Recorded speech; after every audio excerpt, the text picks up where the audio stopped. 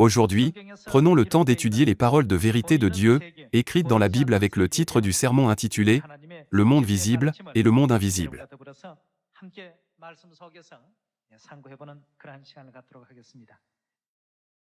Jetons un œil sur Colossiens chapitre 3, verset 1.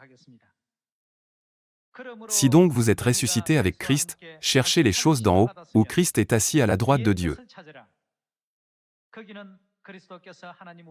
Attachez-vous aux choses d'en haut, et non à celles qui sont sur la terre. Car vous êtes morts, et votre vie est cachée avec Christ en Dieu.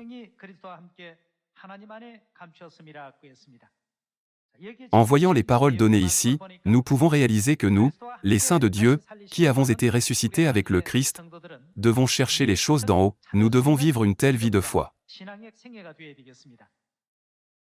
Si nous ne cherchons pas les choses d'en haut, nous penserons constamment aux choses terrestres et finirons par perdre de vue les choses éternelles du monde invisible. Par conséquent, Dieu nous enseigne à fixer notre cœur et notre pensée sur les choses d'en haut, et pas uniquement sur les choses visibles de cette terre. Nous devrions être capables de donner la priorité aux choses du monde invisible. Par exemple, si quelqu'un s'engage dans une bagarre, nous pouvons comprendre qu'il doit y avoir une raison dans le monde invisible, derrière la conséquence visible.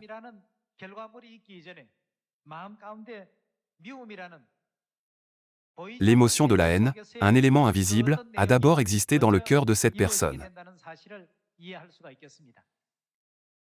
De même, les choses du domaine spirituel ont d'abord lieu dans le monde spirituel, puis elles se manifestent dans le domaine physique.